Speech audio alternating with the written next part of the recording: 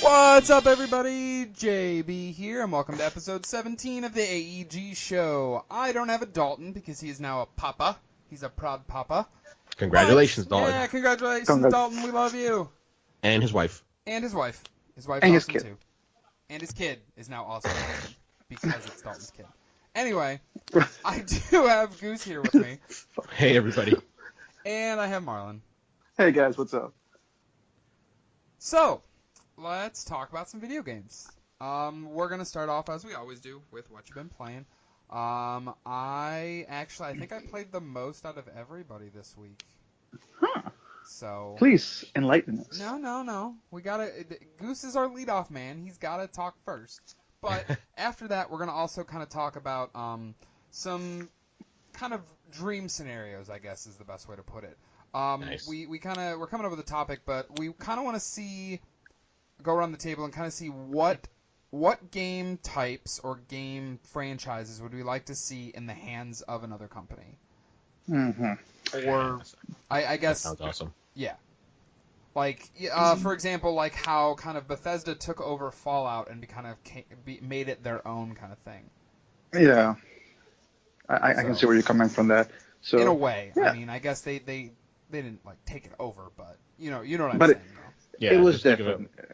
Think of like your dream developer taking over a certain franchise. Like, I talked to the guys and I said, hey, how about, and this is not necessarily something I would want, but as an example, how would you feel about Naughty Dog, known for Uncharted and Jak and Daxter, and The Last of Us, making a Call of Duty game or a first-person shooter in general, just for an example.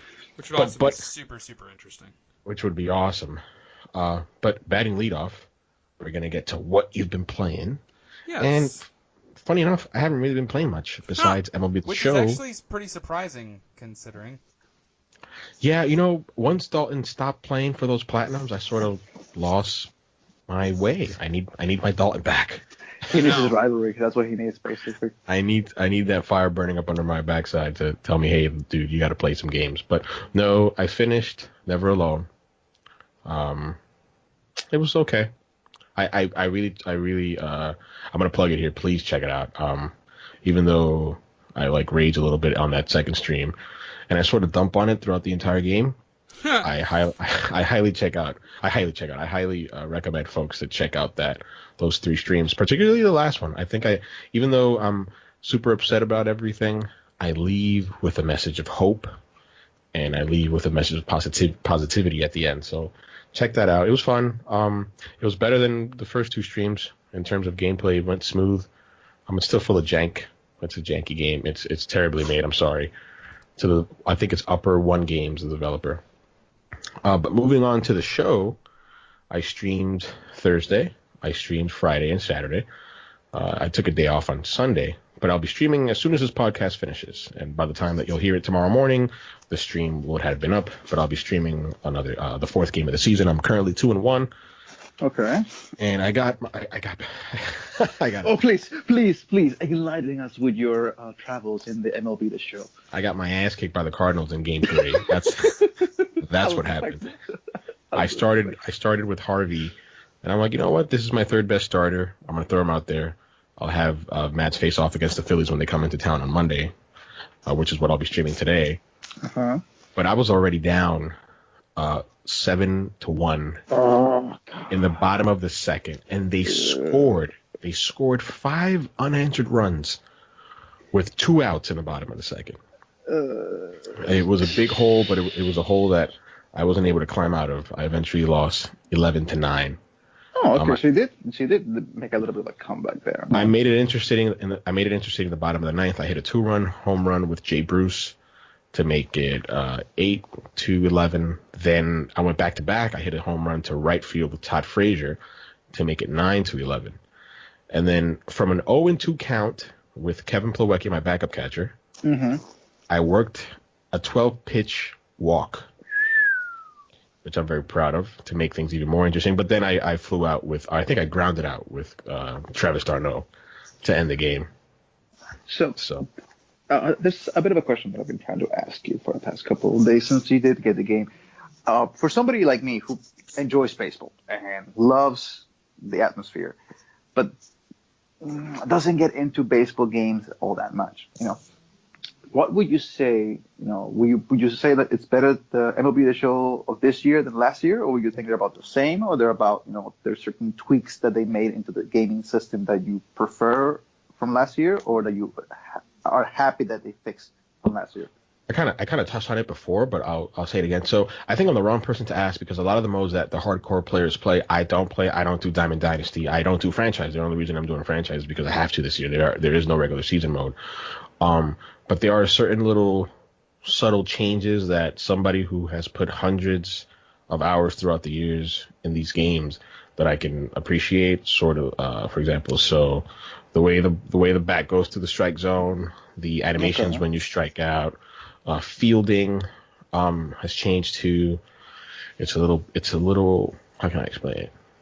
It's more reactive as opposed to last year. So for example, in prior games to the show 18, you would have episodes where a little bleeder, a little blooper over either the second baseman or any of the infielders would go right over their head. And they would just literally just stand there without doing anything. That pissed me off. You have not so much idea. Last year, because that's what happened for me. I got MLB The Show 2016, and I think that was the last time I actually bought an MLB game. At Donaldson on the cover. And for me, it was like that thing that annoyed me was the fact that like you would think like, hey, it's a foul, it's a little blooper, but they can get it. No, it's like let me just sit here and let me just wait. 1, 2. Oh shit! The ball's over there. Let me go get it. Well, the other guys just get like 5, 6 runs. And you're like, God, fucking damn it. It was the weirdest thing. I don't know why that happened, but I haven't experienced it thus far in this game. It's only been 3 games. Sure. So that's really about it in terms of what I'm thinking hard. I'm like, did I play anything else? Did I play anything else? No, I think that's it. I think that's all I've played. So yeah, I'll leave it at that. Just make sure to check out my stream. This show goes up at 7 a.m. Eastern tomorrow, and by that time, the 4th game of the season will have been up on our YouTube channel. So check it out. It's really fun. I enjoy it. That's really it.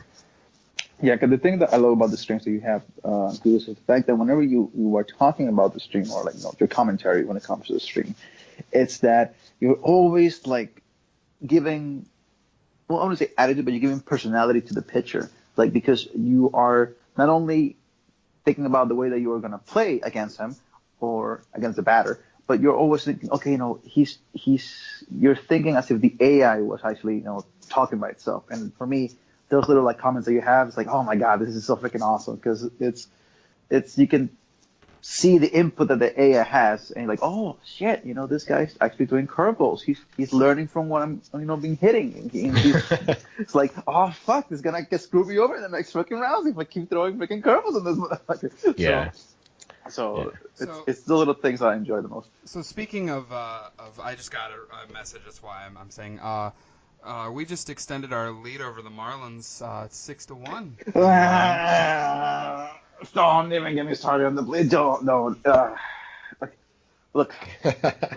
This morning I woke up. I saw that the Marlins beat the Cubs. I was like, okay, maybe not everything is gonna go bad. Maybe this season is gonna be good. And then I'm like, you know what? I'm not gonna watch the Boston Red Sox because I know that if something happens, Jeff is gonna bust my balls the entire freaking podcast. I'm not gonna say anything, and this motherfucker just comes in and just. Well, too bad. My phone did it for me. God, wait, who are the Marlins facing off against right now? The Red Sox. Boston Red Sox. Oh, really? Yeah. Oh, it's 6-1 Red Sox. Okay, 6-1. It's not even getting me started, man. It's freaking Oprah came to freaking Miami. That's okay. You get a player. You get a player. You get a player. Opening night or opening day, we freaking lost. We lost a lead by we let them score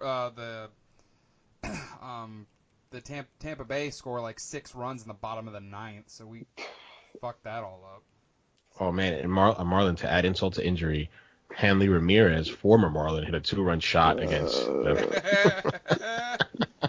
Let me tell you this. The entire season can be summed up in the first pitch of the freaking opening day. It's, hopes are up. We're finally going to get something decent. And what do we get? Home run! The first freaking at bat. I'm like, God damn it. Jeter, what have you done to us, man? Dude, that pitcher on opening day sucked ass. I'm sorry. That was horrible. It's just fucking horrible. It was real bad. So I'm thinking about getting MLB The Show, and I'm thinking about since I'm not gonna see the Marlins win any World Series anytime soon, I might actually get it and just play with the Marlins and hopefully get the freaking trophy. It's really fun. I finally got that trophy that I was working on, by the way. Yeah, I saw the text. Oh, that shit was funny as hell, man. For me, it was just watch it. for the viewers, and for the listeners. So, Jeff has been trying to get a trophy that is basically what, you know? I talked about it last week. It's basically win a game or play a game and have 0 errors. And it was not an hour, not even an hour after last week's episode. Goose posts in the group chat. Oh, by the way, I got this. It's like, God damn it, this motherfuckers. There you go. And me trying to be the troll that I am, basically just tell them. I did get it. Says, so what the Boston Red Sox couldn't do, the New York Mets did it, you know. And I was like, okay, nice reference to 1986. It's like fucking Jeff's like, you guys are assholes, man. You guys hate my guts. So I have no problem with Jeff, you know, busting my balls tonight with the Marlins. I did end up getting that trophy though last night. I only played one game, and I got it on my first try, so I was super happy about that. I am happy for you, man. It's but talking about what you've been playing, since I think Q's has just knocked it out of the park for MLB The Show, I shall continue and catch it and stop from getting the home run by saying that. What have I been playing for the past week? Wolfenstein, Bloodborne, Kingdom Hearts, and a little bit of Monster Hunter World. Well, you don't need to talk about Kingdom Hearts or because I'm not gonna Hunter. go. I want to hear about Bloodborne. So because I don't think we've ever actually talked about it. Okay, so basically what my little problem that I had when all this games is that I recently bought myself a storage unit for, you know, putting all my games in there, because my storage has been, you know, getting to the point overflowing with games. Yeah. So I decided to buy myself a 4 terabyte, you know, external hard drive, and I decided to put most of my games in there. The problem that I have with Bloodborne when it comes to, you know, downloading and re-downloading, you know, and putting into the hard drive and stuff like that, is that even though the game loads, your save file doesn't load. So you have to wait until the entire game is completely in the hard drive to be able to freaking play your save file. Oh my God, Sony doesn't learn. They're miles behind when it comes light years away when it comes to that type of software. It's that's the one thing I do like with Xbox One is that if you have a physical copy of a game, like let's say you owned a physical copy of something, and then the digital copy was on sale, so you bought the digital copy and traded in your physical copy. When you buy the digital copy, nothing changes. You can use the same file, you can use the same saves, you can use the same everything. Yeah. But it's ass backwards on Sony platforms. So the disc file and the digital file are two separate things. Now they have gotten better by if you have the digital copy downloaded and put the disc in, it says this is already downloaded. Would you like to switch to the disc copy? But you can't go the other way. Yeah, it's the worst. It's so fucking annoying. So basically, what's happening is that I have to wait another 35 to an hour for this entire stupid freaking CD to finally freaking just get into the thing. And I'm like, okay, you know what? Finally, we're done with that shit. Now I can go ahead. So I'm playing Bloodborne, and I haven't played Bloodborne in about, I want to say, 2 years. I haven't played it since I finished it the year that it came out. So I'm so rusty. It's a 2016 game. Early 2015. 2015. Damn. Yeah, early on. So I haven't played it in about 2 years because I platinumed. The minute after I platinumed the game, I was like, you know what, I'm done. I'll just wait for the DLC. I beat the DLC and I was like, I'm done with the game. The old hunters. So my girlfriend has. I never played the DLC actually. Because the DLC, not a DLC, but because the game is free right now for PS Plus. or at least it was free last month. Yep. My girlfriend got it, and she's been playing, and she's been asking tons of questions about the game, and I'm happy to oblige, and I'm happy to help her out. But I said to myself, you know what? Let me go back and play. I am so fucking rusty. I have no idea. Yeah. It takes a Dark little Souls while and getting used to. Bloodborne and stuff like that are not games you can easily pick You up and play just- whatsoever. No, I have forgotten that there's I got to the point where I forgotten how the control scheme that I had put on it, and I was like, oh shoot, okay, so it's dash. I gotta use square, circle. I gotta use guns and stuff like that there in different manners since I was used to Monster Hunter World. And I was just like, okay, let's just calm down. We can do this.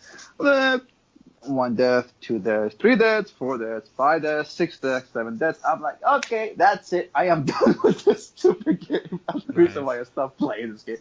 But it's fun when everything starts clicking in and you're going, okay, I'm enjoying this. But if you're like me and you've been rusty for a couple of very long time, forget it's gonna be a horrible experience. But what do you wanted to know about Bloodborne, Jeff? Like the combat system? How no, I mean I played it and finished it. I just was kind of curious, like going back to it. 3 years later now. How does it play it? And does it still play well? Is it still good? Is it yes. still fun? It's if the mechanics of the game have not changed a lot. Maybe they buff certain weapons here and there in the interim time between I was playing it and I stopped playing it. But from what I heard, they changed a little bit of the mechanics of when it comes to buying blood rocks. Before it was just very difficult to get the highest materials for upgrading your weapons. Nowadays it's okay, you can just buy from this NPC and you're done. So that thing, the little, I guess you could say, change the quality, for Right. just making it a little easier for some of the players. That has changed, and I like that about. But for gameplay wise, it still holds up. It's really fun. Good. Once you get into it. It's still enjoyable. So that's my Cool. 2 cents on it. Cool. Yeah. So what about you, Jeff? Please tell us, what have you been playing? Well, other than playing a little bit of MLB The Show last night, so I was gonna try. I'll try to get the trophy. Got it on my first try, so that made me happy. I got a PlayStation VR. Yeah, It was an Easter gift from my girlfriend, so I was super excited. I got let's see which games I get with it. Well, I had some downloaded previously because they would give away those free VR games, and I still purchased them, quote unquote, and downloaded them for free. So that way, if I ever get a VR, I'll have these. Yeah, this guy's just exactly like me. Oh shoot, these are free games. I'll purchase them. Anything that any games they offer for free on the PlayStation or Xbox, I download them, even if I know I'm never going to play them ever. No, you're right. You got it. You have to. You got It's worth it, man. Yep, get your money's worth. Absolutely. Right. But so I set everything up, which it wasn't. Goddamn, there are a lot of cords to that thing. Because there's a little router box that you have to plug the HDMI from the TV into the router box and plug an HDMI from the router box into the PS4. And then there's power cords for it. Mm-hmm. And then there's... It took me probably about 20 minutes or so to set everything up. I think they call it a PU. I think it's a processing unit. I think it's called. Yeah, processing unit. So yeah, that took forever. But once I got everything, I was like, I want to play. It was I didn't get it till 11 o'clock at night on Friday night, so it was really late. So I'm like, I'm gonna play something super small right now, and then I'll dig into something more meaty. More substantial, basically. Next morning. So I tried, because they put out that Last Guardian VR demo. How was that? Last Christmas. Yeah, how was that? Christmas. It was cool. I mean, it was only probably about 10-15 minutes. It wasn't long at all. But you're just kind of in, they showed that one trailer where you're on like that rickety wooden bridge and Trico's like jumping across it and stuff like that. That's kind of where you're at in the demo, and you're just kind of you don't freely move your character. You have these little like touch points where you look at it and press X and it'll take you to it. And then Trico's kind of moving around the environment. Like at first he's above you, like on this like pedestal thing, and so you're looking. You're like, I'm just kind of like looking around and just like using the VR. I'm like, oh, this is cool. Like I'm actually standing in here, and I look straight up and I'm like, oh shit, Trico's looking down at me. And so you call him and he jumps down to you, and then he's like rubbing his face on your face, so his nose is like right up in your stuff, basically. Oh my god. How's the sense of scale? Super cool. Oh, super interesting. Like the sense of momentum, the sense of scale. Like you feel like the little boy looking up at the giant, cat beast. When you say momentum, I think I'm gonna get sick. That's what I think when you say momentum. I was afraid that I was gonna get sick. But because you're not freely moving your character, it didn't really like. There was one point where you freely move you move your character to the edge of the rickety bridge, and you can look straight down, and it's like a probably 300-foot drop straight down. So like I actually felt like that sense of I'm looking over the edge of something, even though I was clearly I knew I was sitting in my gaming chair. Like it felt like that sense of, oh god, I'm looking over this cliff. I think I did a little bit of a like. Okay, so basically there was a demo in Best Buy that you could use the PlayStation VR, and the demo that they had there was basically like a beach. It was some weird demo where you could actually just like beach and you can walk around and not walk around, but you can like just turn around and you can see everything. That's the thing that scared me about VR is that like I know I am in a Best Buy, I know I'm in a store, and yet I feel like I'm in a tropical beach in the middle of nowhere. That's a great segue for me, Marlon. Thank you very much. So the next night, I actually streamed the first, I only played about a half hour of it, because I've noticed that you cannot spend a lot of time in VR. At least not to me. It's pretty disorienting if you spend, multiple hours. However, I bought Skyrim VR, because I actually got it on sale from GameStop. I paid like $30 for it. I'm like, I really want to try this. I felt like I was in Skyrim. Nice. It was amazing. Because that one, you can freely move your character.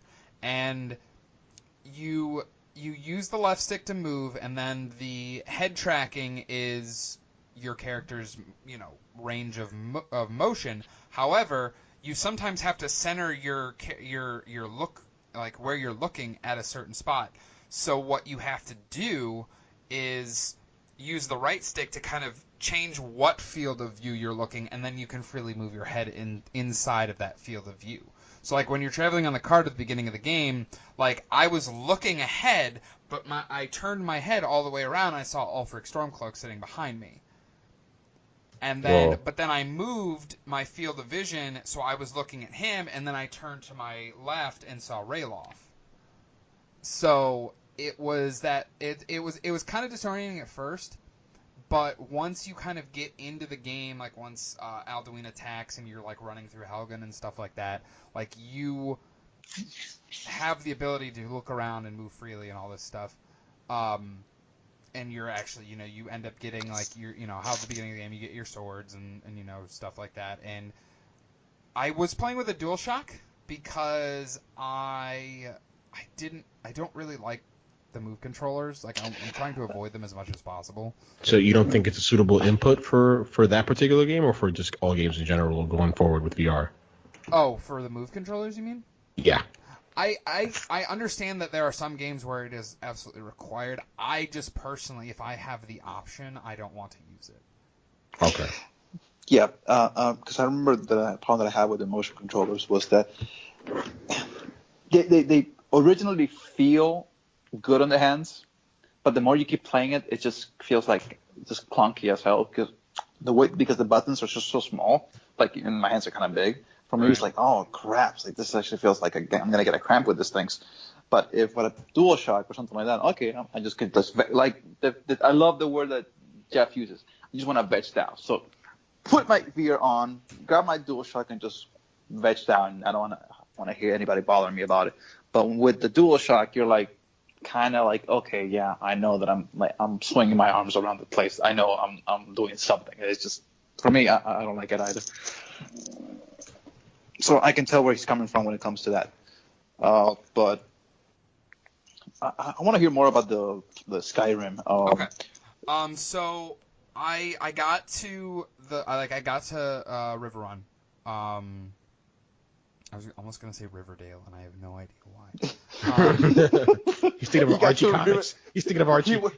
He went from Skyrim, skipped a couple of generations and freaking dimensions, and went to Riverdale. Right. Freaking VR. Anyway.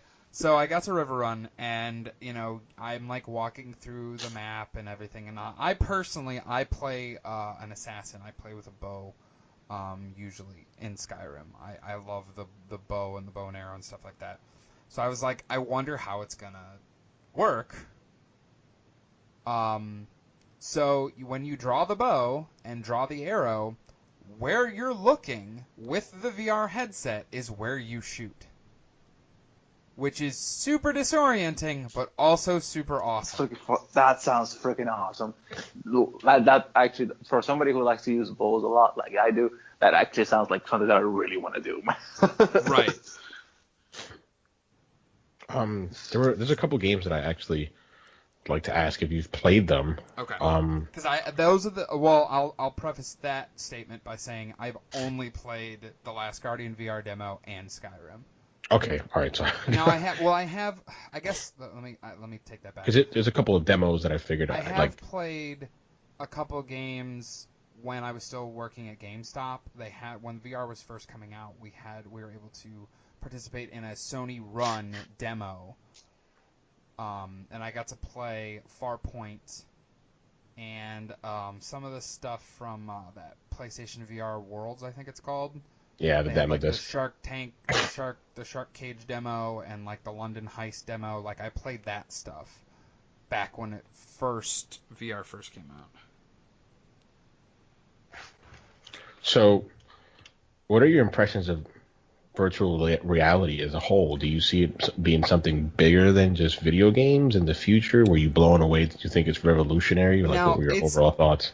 It is extremely cool, and I am extremely excited to kind of see what comes in the future. But do I think it's going to replace traditional video games as we know them right now? Hell no. Okay, wow, emphatic hell no. Okay. Yeah. I don't think the tech is there yet. I don't think, like, it is super cool to be, walking around Skyrim, but I still feel like I need that controller input in my hands. I think relative to the competition in Vive and Oculus, and the fact that like it's gone down to like almost $200 cheaper than what it was when it first came out. That was the bundle. She got me the Gran Turismo bundle, so it was the VR headset, the PlayStation 4 camera, and Gran Turismo. I think it's an incredible value. $200. So, exactly, I think it's an incredible value for $200 for. Yes. Like a regular PlayStation gamer. When it was $500 first coming out, it was definitely not worth it. And I actually at the time I had one pre-ordered because I was gonna be day one, and I canceled it. And I'm actually really happy I did because I feel as waiting till now was a better value for me.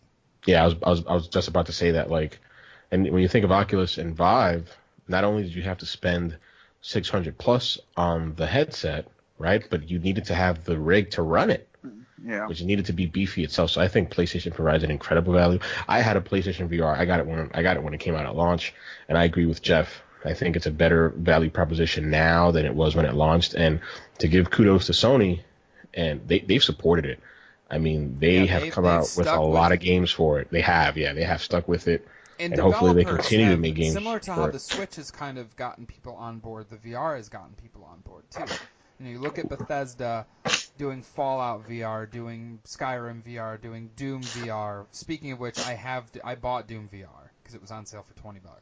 So Nice. I will be playing that at some point, so I'll have that to talk about. I also picked up, obviously I have Gran Turismo, which I'd like to try because I love Gran Turismo normally. I think it would be really cool to try it in VR, like looking around the car and stuff like that. Yeah, those games are cool. When I owned it, I owned Drive Club, and it was really cool playing around, driving in that game where you could literally look up and look at your rear view mirror and see the car behind you, or just look right or look left to your side mirrors and see cars, and then actually look back and you're like, oh wow, okay, yeah, there's a car there. It's really cool. I think the one thing that I think hinders right now VR is the fact that, and I think what hinders it and what helps it is the fact that if you're playing games that you're stationary, meaning you are just sitting in a chair, like a race sim, like Skyrim, like Ace Combat, or any game that you're basically just the whole premise of you sitting in a cockpit. It's I think VR helps it because that definitely helps the tech. So for technology in the future to get better, you basically have to get into a position where they can make VR where it's basically like, for me, the technology, or at least for me and personally, the thing that I really want to see is that if you're walking in real life, you're walking in real life in the video game. Uh-oh. And that's they're trying to get me. They're trying to coming get me. For you. Ice is coming for me. Sony. I did not say anything. But I think what I really want to see is, and I don't know if it can be done or maybe the technology is not there yet, but it's if you're walking in real life, you're walking in the game as well. And that's what I really want to see, but I don't see the Unfortunately, the tech I don't think is going to get there anytime soon. Probably 20, 30 years from now. No, I think it'll get there. There are places that have that, like it's a full VR rig that you basically prop yourself in, and it's like a treadmill basically under you. Mm-hmm. I've seen that. You need a whole setup for that. Right. But exactly. My outlook on VR and virtual reality as a whole is actually pretty positive, even though I personally had a pretty bad experience with it. I literally used my PSVR like maybe no more than 3 times, and every single time it made me like horribly sick, especially the game Rigs. That just was a horrible experience. That's one of the ones I have. I got that. That's one of the freebies I got. But no, I'm really positive on it. I think it's got a couple of hurdles though. So I think it'll truly, and Jeff spoke to this a little bit, but the cables, right? And even with the revised version, the cables are still a problem, right? Yeah. So I think once it goes wireless and you're able to walk around and walk about in the space that you have, I think that'll really help it. And then there's another aspect of virtual reality, at least for me, even if I'm by myself on my bed or on my couch playing a game, but I'm playing with friends, it's still a community and cooperative experience.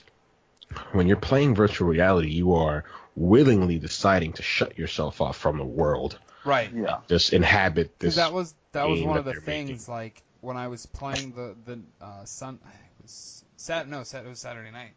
My girlfriend was gonna come over and stop by on her lunch break from work, and I literally had to tell her, "Hey, I won't be able to hear you. I'm going to have the VR headset on and my headphones on, so don't this gift scare that you got me, basically."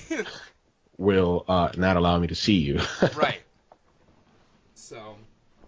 But no, I'm excited for it. Yeah, I'm definitely gonna. I'm actually like more curious or interested, I guess, in E3 from Sony. Mm-hmm. Because I'm curious to see what they bring to the table for VR this year, and same thing with like Bethesda, and see what they do with certain things. So I'd love for them to bring Fallout VR to the PlayStation VR, because that one's only on Oculus right now. I don't think it has that flagship title. I thought Farpoint was going to be it with the Move controller and the light gun. I thought that was going to be it, but it needs a game that you can only play on virtual reality and have it be a must-play game. Yeah. And I don't think... It doesn't have a killer app yet. Yeah, it doesn't have a killer app yet. Yeah. I mean, it has some good games and some cool showcases, but it does not have a killer app yet. Oh, did I say I picked up Batman Arkham VR as well? No, yeah. You know, it's funny, bro. I picked that up for like $15 on Newegg, and I literally, when I resold my PSVR, it was still in the wrapping. That's funny. Yeah, like, because I've heard that one's like, that's a super short game. It's like 2 hours or something like that. If you do have a chance, I would recommend Valkyrie. Yes, I played. That was one of the other demos I played when the VR first came out. And I wish I would have not sold it, because they actually had an update for it where you can play it on your regular PS4 on your PS4 period without VR. I know, I'm kind of bummed because I almost bought it, and then I was like, oh no, I'm only gonna play it for a little bit because I don't have a VR. But now I have a VR. I'm like, damn it. And it's a full-on complete game. Like, it's not a demo, it's not some showcase. It is a full game with missions and side missions, and you're on this cockpit and you're taking out these fighters. Super fun. It's cool. Doesn't make you that sick either. I mean, everybody has different tolerances. I know for a fact that mine's very low, but it's a fun game. Right. Question. Go ahead. I just realized what I think is a good game that would go well with VR. What was that old Xbox game that had the huge like a mech controller? Mech Assault. It was like. Or no, Steel Battalion. Yeah, Steel Battalion. Something like that, where the peripheral is actually like that makes you feel like it's actually like a fucking like cockpit shit with the VR. Well, actually, I think will look cool. I think Titanfall would be really fun. Oh my god, that will be freaking with the pedals and everything. Forget it. Hey, you mentioned that. Is that kind of what Riggs is like? Yeah, and so just real quick, in Riggs, you're in a mech. It's a sports game, and you play against these other mechs. You get on your mech, and the sense of scale is awesome. I mean, the sense of scale, you feel like you're in a mech. But when you're facing off against other players in the battlefield, if your mech is destroyed, there's an eject sequence. Oh. And one of the most horrible feelings is when you're ejected upwards. And it's not so much when you're ejected upwards, because, and I'll be honest, the sense of feeling is really amazing because you really feel like you're ejecting upwards. But as soon as you eject upwards and your body realizes that you're not moving anywhere, but you think you are, that's when you're screwed. That's when it's like, oh man, I'm gonna be real sick. I'm a Ralph. Yeah. Like, I'm very curious about that kind of game because I love roller coasters and I love that. Maybe I'll give that one a shot sometime this week. I might stream it. I probably will just wait and talk about it on the podcast. So just make sure you keep some like toilet paper in hand just in case something happens.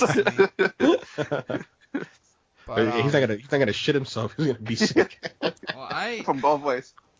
So other than the VR stuff, Oh wait, I think there's one more game you're missing, There Jeff. is one big game that I'm missing that I played pretty much all week. Which, man, it's getting to be that time already.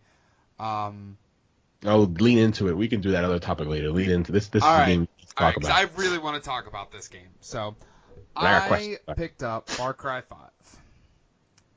I fucking love Far Cry 5. Far Cry 5. It's honestly probably one of my favorite Far Cry games. I don't know if it tops 3, because 3 was kind of the first one down this road of types of titles.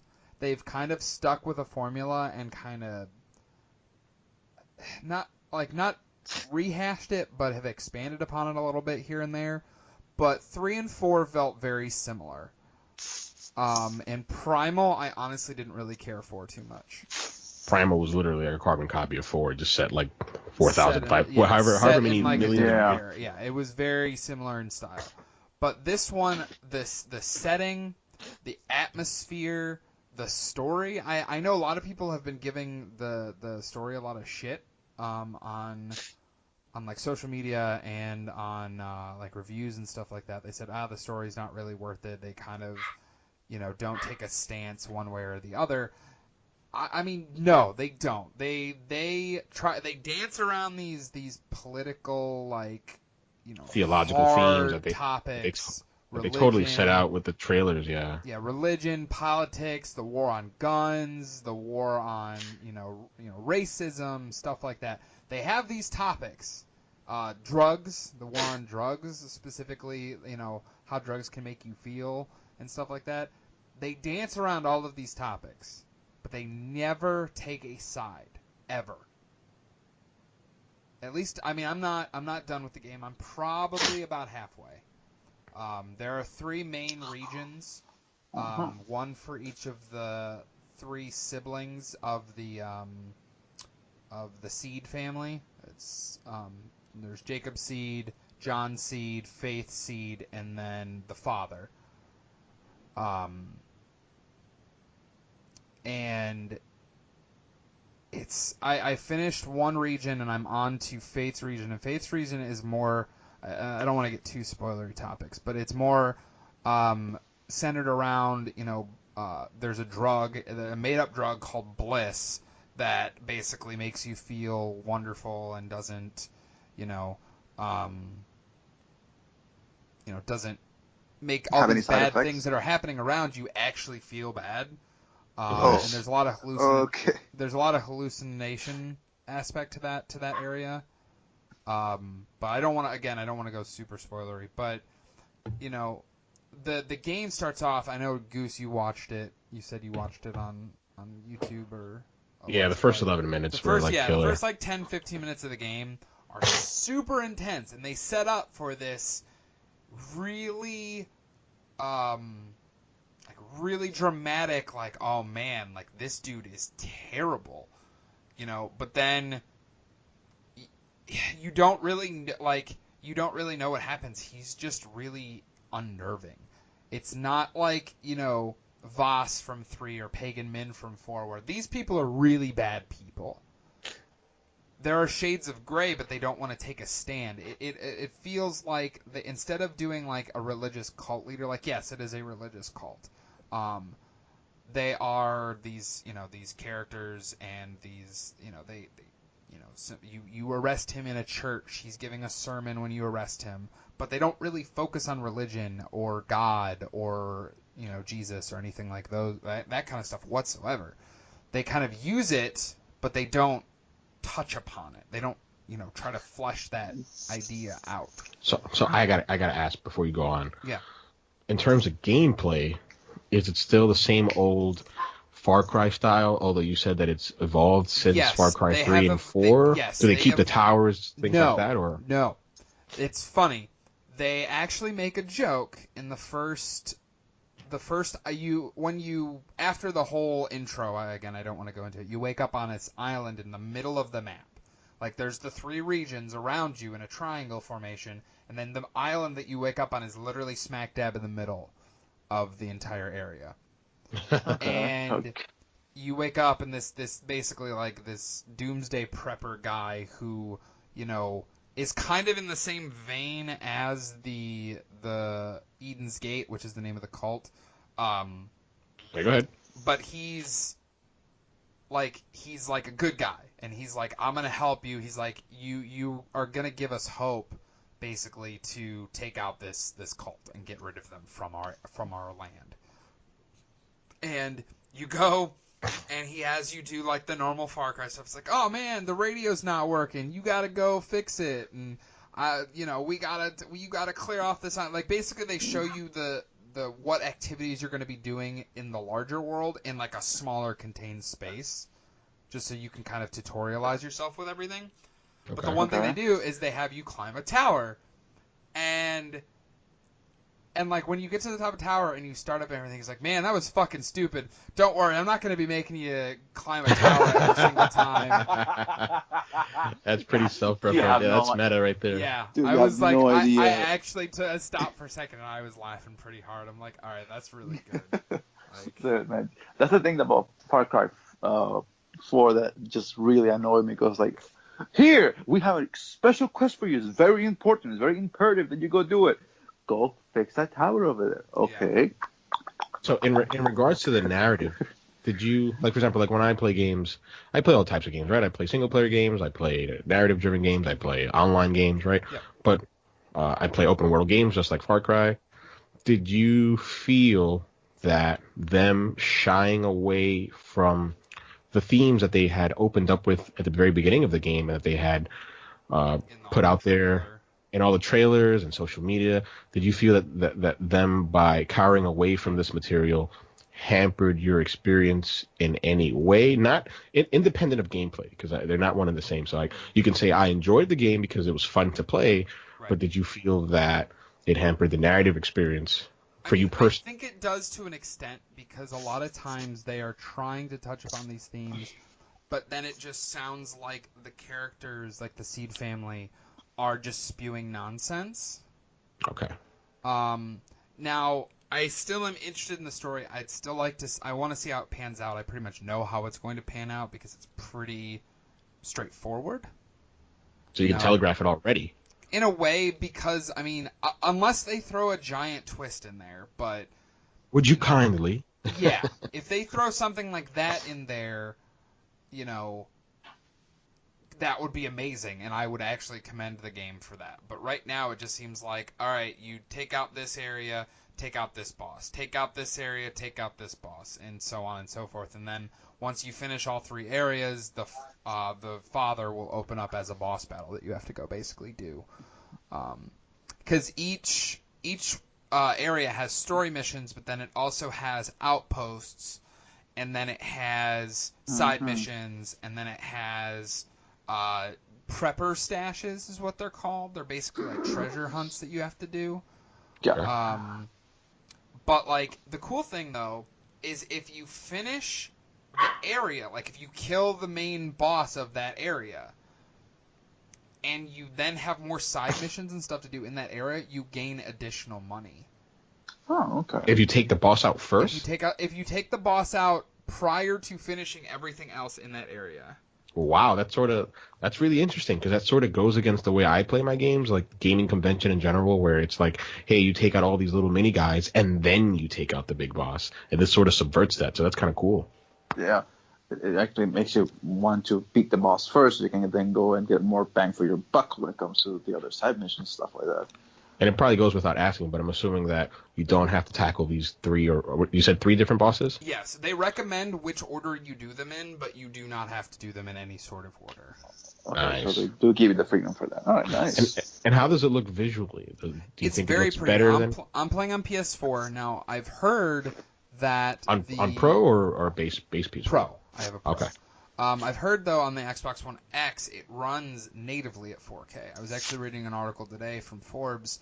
They were comparing the versions of the game, and they said that basically if you have the option to play on an Xbox One X and you have a 4K television, basically play it that way. Yeah, and all thanks to the best. Although it was a Forbes article, all thanks to Digital Foundry, who does the hard work. Yeah, Digital Foundry always sets up basically the Forbes articles for the comparisons between resolutions and stuff like that on games. It was a big enough deal for me to consider getting it for Xbox. I get all my multiplats on PS4. I didn't know that going in, that the Xbox One X version ran it native at 4K. However, my buddy and I wanted to get this game on the PlayStation 4, so that also kind of swayed my decision. Like, if it was just me, and I would have known that, I probably would have bought it for the Xbox, no question. Because I'm not going to lie, I know... I don't really care what I play stuff on, as long as I get to play it, I guess. Yeah, I'm a little different. I'm strictly just, I play everything on PS4. I mean, I but generally play most of my stuff on PS4. And it's mainly for trophies, right? Because I'm just locked down to the ecosystem. I've been with it for so long. Right. But the fact that it runs at a native 4K, even though it's 30 frames, but a native 4K on a $500 box, I'm like, that's fucking, at least to me, I'm like, that's really impressive. That's it's living up to the potential of the system. Right. So that's pretty cool. And kudos to Ubisoft for being able to deliver that. Yeah, I'm definitely gonna kind of keep an eye out. I've been kind of feeling that way about a lot of games. Recently, do I want to get them on the Xbox just because I spent the $500 on this Xbox One X. I want to have this experience. Me and you are right there, buddy. But then a lot of times the stuff I want to get is stuff that's either Sony, like MLB The Show, or any of the VR stuff and stuff like that. The exclusives you can't get on. Or it's a game that my buddy and I want to game share on PS4. So there's really like not a point to buying the game twice. Like, oh, I'll buy it for you and me, and then I'll also buy it for myself on Xbox. Yeah, I won't be double dipping either. No, not anymore. I used to double dip all the freaking time, but no, I'm That's good. cool. So but you've had a really fun time. Yes. With Far Cry 5. I've seen really you play it enjoying online. I'm going to be playing more of it. I want to try to finish it prior to God of War coming out. So that's my goal at least. Yeah, you'll be fine. That's like 18 days away. I'm counting down. I got 2 weeks. I don't think unless I basically don't play it for 2 weeks, like I should be able to easily finish it. Because I mean, it took me like 3-ish days to get to where I'm at. Are you looking forward to any of the DLC or the remastered Far Cry 3? I picked up the season pass for it. I got the digital gold edition because I wanted to play the remastered Far Cry 3. That was kind of the main reason that I got it. But also, the DLC looks very like Wolfenstein / Blood Dragon like. So, they did it doing that Far kind Cry of 3 fun Blood stuff. Dragon. It was fucking awesome. I loved that game. So, I'm genuinely curious to see what happens. So, real quick, one last thing that I played. Xbox was doing their spring sale, and my girlfriend got me some currency for all 3 of my systems: the Xbox, the PlayStation, and the Switch. So I picked up Xenoblade Chronicles 2 on the Switch because I only paid $14 for it after the gift card. So I was like, oh sure, yeah, I'll give that a shot. So I haven't even started it yet. I don't know when I'll start it, but I figured I might as well pick it up now because I don't think that's one that's going to go on sale anytime soon. No, it's not. No, it's not. And then I picked up Need for Speed Payback. I love Need for Speed. I've always played those games. I never finished I actually haven't finished any of them from the current generation of systems. I never finished Rivals, and I never finished the Need for Speed reboot they did a couple of years ago. I got through most of that game, but not all of it. But so far, Payback is weird, but it's fun to just kind of dick around in. Yeah, I'd like to hear your thoughts on it next week. I'm not gonna lie. I want to dig in a little bit more before I give any thoughts on it. So I've only played like an hour. So I've been really unfair to it. To the Need for Speed franchise as a whole. I sort of look down on it. I'm not a fan of it. But yeah, I'm looking forward to see what you think on it, your take on it. Yeah, definitely. But other than that, I got a PlayStation gift card too, but I haven't figured out what I'm going to use that for yet. Possibly Detroit. Exactly. You will be using it on Detroit. Yeah, exactly I most likely will be using it, especially since I would only pay like $10 for it. So. Yeah. So, my last thoughts on that little gift card you got. Just do me a favor. Play Tacoma. I already own Tacoma. And you'll be playing what you'll be doing with your Xbox gift card is you'll be buying State of Decay 2. That's what you'll be doing.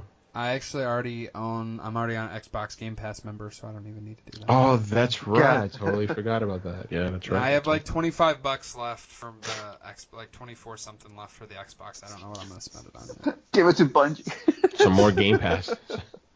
I mean, I don't know if they would do that. If it would, I don't think you can add on to it. I don't know. I was honestly thinking Assassin's Creed Rogue Remastered. Yeah, I'm gonna have to import it because I'm like strictly physical. I'm not. It's digital only. Didn't do a physical copy of that game. That's fucking stupid. Yeah, they did in the UK, so I'll have to import it. But yeah. So that's honestly all I've been playing. I know I actually talked more, I think, than both of you guys this week with that kind of stuff. Yes, you did. Which we always welcome. Yeah. Exactly. We love that. But yeah, honestly, it's been an hour. Do you guys even want to touch on this other topic, or do you want to save it for next week? I think we should save it for next week, so that way we have Dalton's input on it. Hopefully he'll be able to make the show next week. I agree. But I know what that dad life is like. Oh. Please tell us, what was the worst thing that ever happened to you with your daughter? When she was really young, she was only a few months old, she would not stop crying. It was like the first couple weeks. She wouldn't stop crying. And like, you try everything. You change her diaper, you feed her, everything. Apparently, she wasn't getting enough food because she was so big. She was like 9.5 pounds when she was born. Holy cow! Oh, she was born like fully bred, bro. Yeah. What the hell? You guys are fitting that Right. there in Ohio?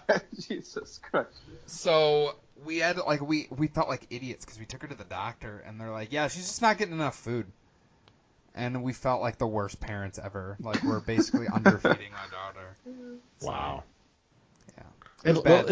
It's you guys were new parents. You didn't know. You Right, know now. Yeah. It's Right, a we had reflection no on idea. you guys as parents. Yeah. Actually, the one thing that really annoys me about parents as a whole is the fact that the first child will be, okay, we messed up with him, we will not mess up with the second one. The second one's like, okay, we messed up with the second one, let's start with the third one. And then you're like, okay, but the third one, I know what to do. Nothing's going to happen to the guy. It's okay. But the first one, and I've seen with many parents, the first one is like, oh my God, he needs to have everything correctly. Okay, calm down, relax. What does he have? Does he have cancer? He has cancer. Calm down. It's nothing going to happen to the kid. So I got dark in a hurry. because I just see a lot of parents that come to my job. Balls, dicks, and cancer. The Marlon life. Fuck you, asshole. That's a Marlon's wife. That's what it is, okay? Can I name that? Can I name the podcast that? Halls, Vicks, and Cancer? Balls, dicks, and cancer. Yeah, go ahead. Balls, Dicks, and Cancer? Just put the balls, dicks, and cancer. That is the Marlon's life. Those spontaneous titles have worked before, so let's try it again. Man, that one, that's reaching for it though. That's I would say a good. I thought you said like Halls, like the cough drops, and then Vicks Vapor Rub. Balls, Vicks, and cancer. Okay, I see. Actually, Go can for we it. do that one instead? Yeah, That's for like sure. Yeah, you can use actually, it. there's Halls, Vicks, and cancer. That is the Marlins. Yeah. Like that's basically what's happening. Horrible people. God, Lord Almighty, gonna go to hell for this, man. Yep. We're probably all going to hell for this. But for the most part, I think like it's parents as a whole when you first start out. It's a learning curve. You it's your first time having a kid. You don't know what's gonna happen. You don't know what it's gonna happen. What it's happening to the kid. And then as you have more kids, hopefully just 3. Like you learn. Okay, so you get little shortcuts here and there that help you out. But the one thing that I think I'm really happy for Dalton is that for a guy that said that was not gonna get married, that was not gonna have kids, gets married, has kids. I feel good for the guy. On Resurrection Day. Don't even get me started on that. Don't even get me started on that. That is the most ironic thing I ever hear in my entire life. Oh, let's. I love let's you, not Dalton. even I go love down. you, Let's brother. not even touch that No, one. just don't. Dalton's gonna kick out a butt, man. He's gonna go fly to beat my ass, bro. Oh man. He's gonna fucking go to New York, beat the crap out of Goose, use Goose's freaking corpse, then come to Miami, beat me with Goose's corpse. That's basically what's gonna happen. God Lord. But yeah, man, I really feel happy for the guy. Like it couldn't have happened to a better guy than Dalton. Okay. Yeah, we're all really happy for Dalton, but I think we're about to close up here, and Yeah. Jeff might want to send us away and plug our YouTube and Twitch. Yeah. So a couple things real quick. I'll get out of the way. Join White Sun for White Sun Wednesday or Wednesdays with White Sun, whatever the hell you call it. On Wednesday at late because he always likes to stream at the About 10:30. high moon. I know it is a wonderful time, but actually for about I'll try to make it about 10 this week. Okay. But if anything, you guys can just come at 10:30 and it'll be the same as every other week. It's your show. You do what you need to do. Yeah, it's cool. And then Goose will be streaming. You're gonna stream another game tonight, right? I am. Yeah, as soon as I hop off here, I'm gonna stream the opener against the Phillies. I'll be streaming. Hope the Phillies win. Philly! And by a landslide, 11. I want to see another 16-inning round that may or may not end up with a crappy ass. Anyways, I'm not gonna get into that shit. But yeah, so you're gonna stream as soon as we get out from here, right? Okay. Yeah, I'm gonna start streaming. I'll put out the link on our Twitter. Yeah, this week is a Fireside Friday. I don't know if I'm going to stream though. which something Goose and I talked about a little while ago, but we'll get more into it later. But I feel like we've kind of talked about this. The podcast is my baby. It's kind of not the podcast, excuse me, the show, the AEG show is kind of my baby. I want to grow it. I want to get possibly some special guests. At some point would be awesome. But I think I'm going to kind of focus a lot more of my attention on this right now, the AEG show, and moving forward, trying to make it the best thing that I can. And we have some other ideas that I think are going to be pretty interesting, but we will get into those later because I don't want to spoil them quite yet. But as Goose mentioned, follow us on Twitter at Average Gaming 17. Jesus, it's a mouthful. Yeah, it is. And follow us on Twitch and YouTube at Average Everyday Gaming. 3 separate words there. But yeah, we appreciate you guys listening tonight or today. Rather, depending on when you hear this, because it'll go up in the morning. So today, when you listen in the future, you'll hear my voice, and it'll be cool. But no, thank you always, Goose and Marlon, for being here. Absolutely. We do this without you.